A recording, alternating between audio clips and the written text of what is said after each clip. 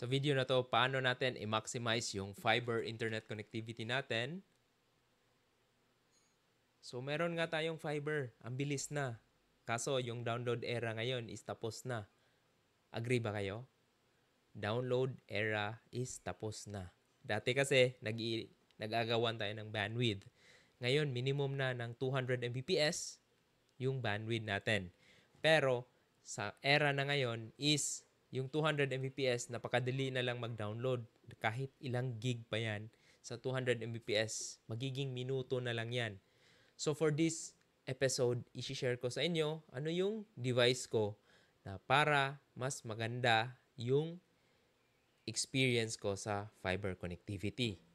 So marami kasi tayong fiber connectivity. Meron tayong tinatawag na prepaid na bayad ka muna bago ka makagamit, in which mas mura yon kumpara sa postpaid na committed ka talaga, magbayad ka ng 1,799 every month. Kahit kakaunti lang yung gamit mo, malaki yung gamit mo. So, this is not a sponsored video when it comes to internet connectivity. Pero, isi-share ko sa inyo itong i-maximize natin. So, first na device na ginagamit ko para sa access ng internet is our mobile phones. So, yung cellphone. Kasi sa cellphone, nag-access tayo ng apps. Sa apps kasi, pwede ka maglaro ng games. Pwede ka mag-stream ng movies. Pwede kang mag-play ng music.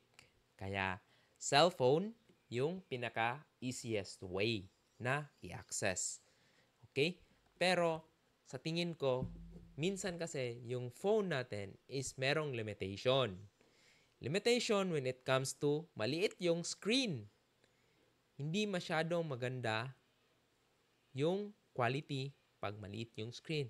Gusto mo talaga yung mapa movie-like or mapa theater, home theater. Kaya gumagamit ka ng mga device. So for me, ito, yung ginagamit kong Mi Box S. Bakit ako gumagamit ng Mi Box S?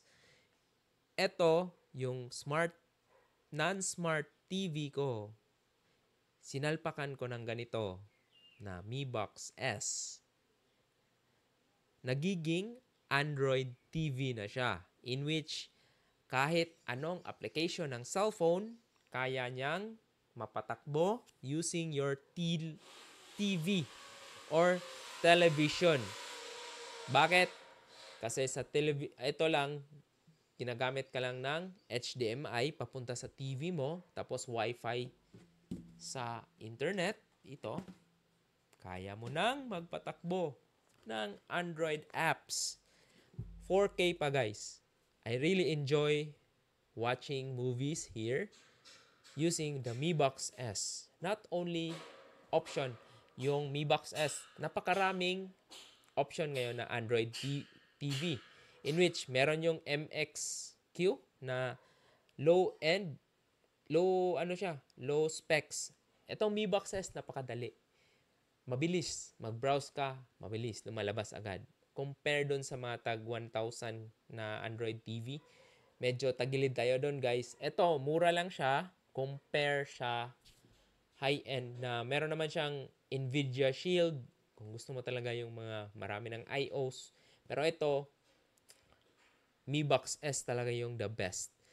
Although, I'm using the first gen, enough pa siya hanggang ngayon. Yung difference lang niya, sa Mi Box S Gen 2 is yung hardware, tsaka slight improvement ng features.